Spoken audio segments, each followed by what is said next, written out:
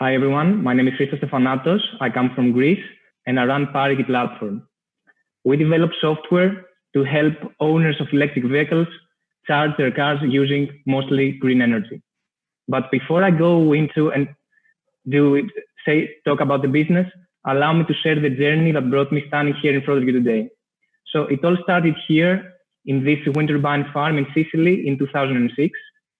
And if you look closely, you can spot me. That's me right there, 9-year-old Chris, holding on to the handrails so he doesn't get blown away by the wind.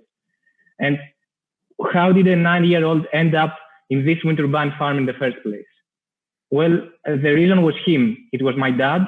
He was an engineer and he helped build those wind turbine farms in Sicily. And on that day, he had taken me with him. And on that day, I was hooked. I said, Dad, I want to be like you. I want to be an engineer and I want to be contributing to make renewable energy projects happen. And so I did. I became an engineer, and then I went into engineering school, and I also worked for a renewable energy company called Euro Energy that invested in wind turbine farms and solar panel farms in Southeastern Europe.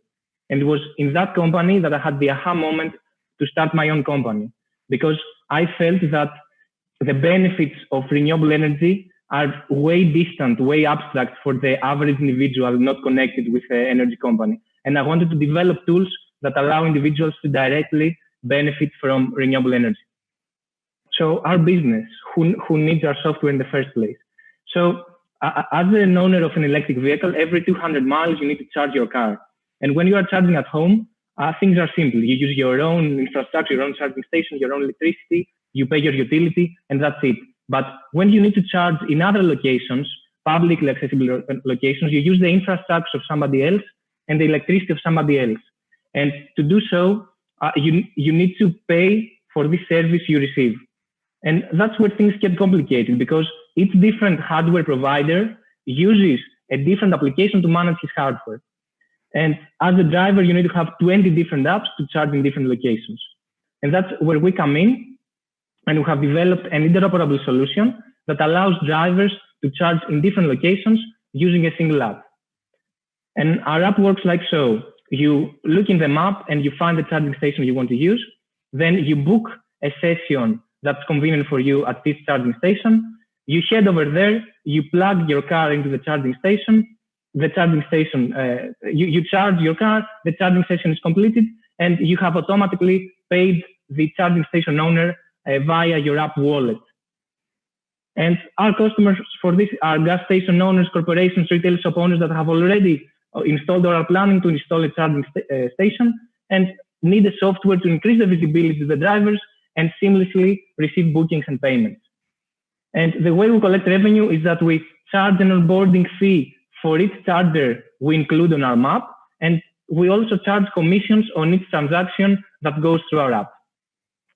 And the market of EV charging transactions in Europe is expanding rapidly. The total volume we expected will reach 20 billion euros by 2023. And we aim to capture a significant market share in Southeastern Europe. And by doing so, we expect that by 2023, we'll have 3.6 million euros of annual revenue.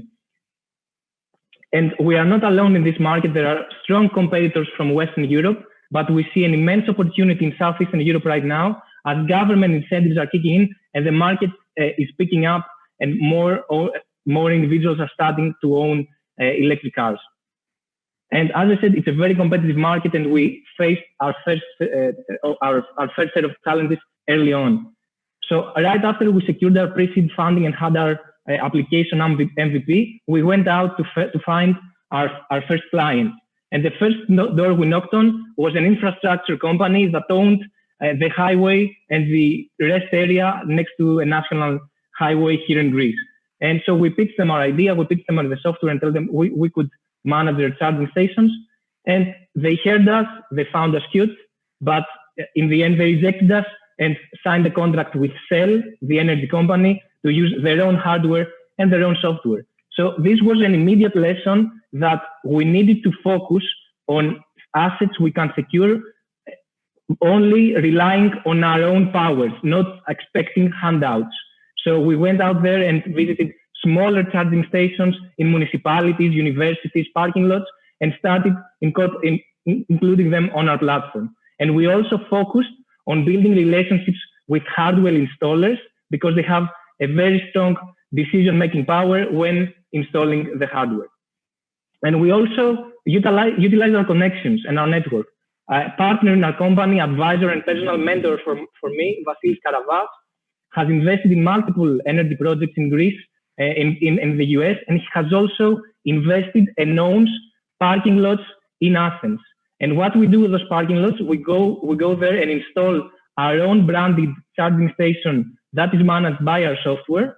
And then those parking spots are leased by the month to electric vehicle owners that want to use them to park and charge their vehicle. And why does this make sense? I think those two pictures show the full story. In Greece, most people do not have access to a private parking lot. They park by the street, by the curb, and do not have access to charging infrastructure. So by providing them those parking spots, we actually attract the early adopters that buy an electric car or wish to buy an electric car, but do not have a space to charge it. So far, we have received more than 100,000 euros of pre-seed funding, and we have also won multiple distinctions. And we have also formed partnerships with Heron, the largest retail energy supplier here in Greece, and Electrify.gr, a leading hardware installer of EV stations here in Greece. And by the end of this year, we are aiming to raise our seed round to expand the functionality of our platform and also expand to new markets and manage charging stations in Southeastern Europe. Our team is a team of young engineers, and the cool thing about us is that each one of us is at the last year of their studies in the engineering school. And here in Greece, in the last year of studies in engineering school, you have to do your thesis. And each one of us has selected a thesis subject that is directly compatible with the work and the software we are building in order to save more time, accelerate the development of the software, and not have to completely juggle two completely different things, school and our startup. And so far, we have been loving the process. It's been a great journey, and the team has very, very strong ownership of the project to the point that it's hard for us to disengage from the development and building our project than finding the motivation to actually engage with the project. And closing off, I want to talk about the competitive advantage of our software and how this aligns to my own ambition to help renewable energy and help individuals benefit from renewable energy. So a problem we have with renewable energy is that we cannot control how much we produce, exactly how much we produce. On one day, you might have too strong winds and a long sunshine time. So solar panel farms and wind turbine farms will be producing way more electricity than the grid, the houses can consume. And that's where we come in. We have developed variable pricing algorithms to incentivize drivers to charge when there is this surplus renewable energy. So we do not have to shut down the wind turbines. And that's how we do it. We send a push notification to the user's mobile phone, letting them know that right now there is surplus energy from renewable energy sources, and you should go ahead and charge your vehicle with a lower cost. And that's our long-term vision for our company. I want to be able to help to develop solutions and help individuals to benefit from renewable energy and make smarter decisions. Thank you so much. Great job, Christos. That's an awesome product, awesome future that you're building there. Congratulations on your success so far, and looking forward to this Q&A. We've got 10 minutes of Q&A for whoever wants to kick us off. Derek. Yeah, thanks for that presentation. I was just going to ask, a lot of times in market opportunities, you sort of have one very dominant leader, and then a lot of people that are, a lot of products that are either significantly smaller or demand a very small percentage of the market. How do you view this market? Is it a winner take all opportunity, and how are you best positioned to be leading or one of the top solutions that could win the market? Thank you for your question. That's a great question, and it has been the subject of our strategic planning every day now. So I think there are two ways that this will unfold. Right now in Southeastern Europe, there is absolutely no consolidated player because the market has been so small till last week when state incentives have been announced. So right now the market will start picking up. We will see more cars. So right now it's free for all. Many smaller players try to build a network. And what we found out is that, as I said in the presentation, we cannot go ahead and compete with the large utilities. We cannot go ahead and compete with Shell and try to capture the large and very high profile positions in malls, national roads. But what we are doing is building a niche network of charging stations that actually make money, because when you go to the mall, you pay for 1 hour. Shell can have this charging station, people coming and going. But when you go and have the position in the parking lot where you have clients that are recurring and come in each month and pay their charging fee and their parking reservation fee, you have recurring revenue that is valuable. It's not just for show to show that you are dominant. You have value. So to wrap up and close the question, I do not think that we will end up being the largest player in the Greek market, but I see us being in very strong position to have profitable positions in Greece and Southeastern Europe in this niche area.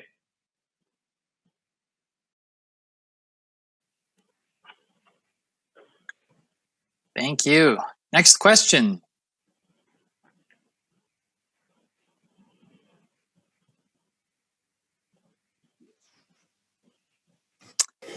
David Preston. Just curious about your long-term exit strategy.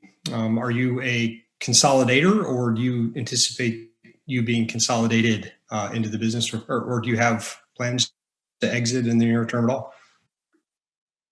That's a great question. So I think there are two ways to see this. It's the way you build your business and the opportunities you see along the way. So indeed, as the market is the state the market is in right now makes it for a good market to go ahead and try to become not the consolidator, but the consolidatee. So having a larger utility acquire you. But the way we build our network, we do not try to go and show off and say, hey, we've got this charging spot that doesn't actually make a lot of money. It actually puts us in negative, it doesn't make any profit. We try to find positions that are profitable so that we build a business that is sustainable long term, but we also acknowledge the opportunity that will be coming up for an exit.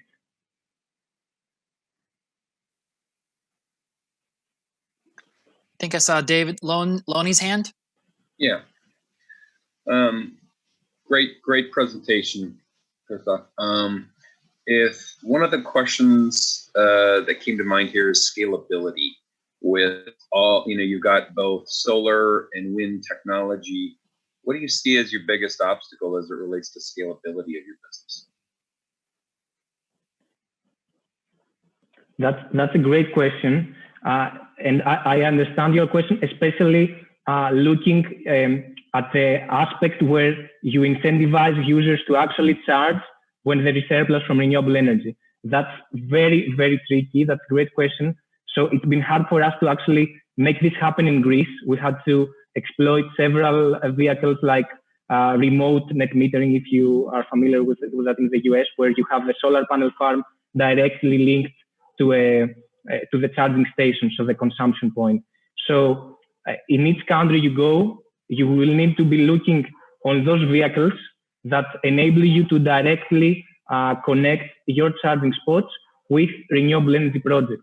But this is right now, I see that moving forward, it will be way easier to scale that business because you will be looking at the fluctuations of the price in the grid. So when you have low price in the grid, so you have a lot of energy, surplus energy, more than the demand requires, you will be able to send this push notification to the user to actually charge this car at this exact moment without having that direct link to the station. And regarding scalability in a geographic perspective, I see that our scalability opportunities are in Southeastern Europe. There are many opportunities there, but I do agree with you that it's going to be very tricky to go ahead in already more mature markets and find the market share there. Thank you. By the way, I love your variable pricing incentive where you are telling people that it's cheaper now because of the amount of energy that's available that day. I think that's a really unique idea.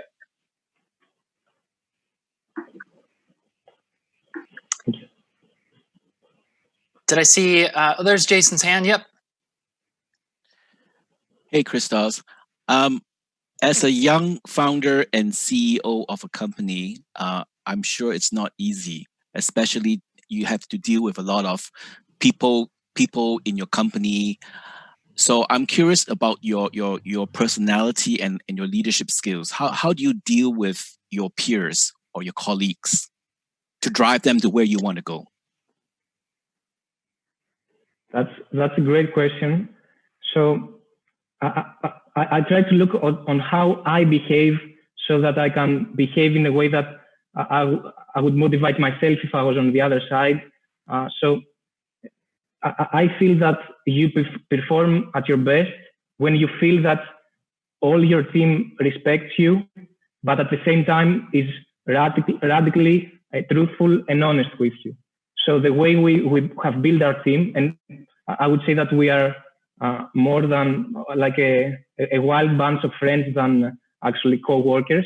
The way we have built our team is on respect. We respect everybody's time, everybody's opinions, everybody's work. We congratulate people when they do great work. We offer understanding when things aren't going exactly well, but there is radical truthfulness within the team. So if I am not performing, my CTO will come ahead and say, hey, you should have provided this flowchart and this UX. This is not clear for me. I cannot work well enough. So wrapping up the question, respect, but also truthfulness and being direct with the team members has worked great within our team.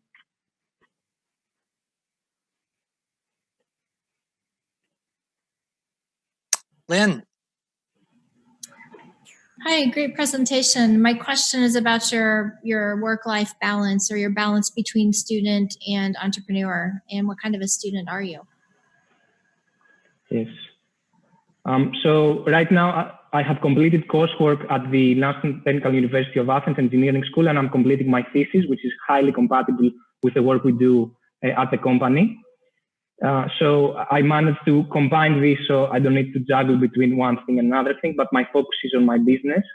So this helped a lot. This saves me a lot of time to be able to take my notes from working on the company and transfer them to my thesis.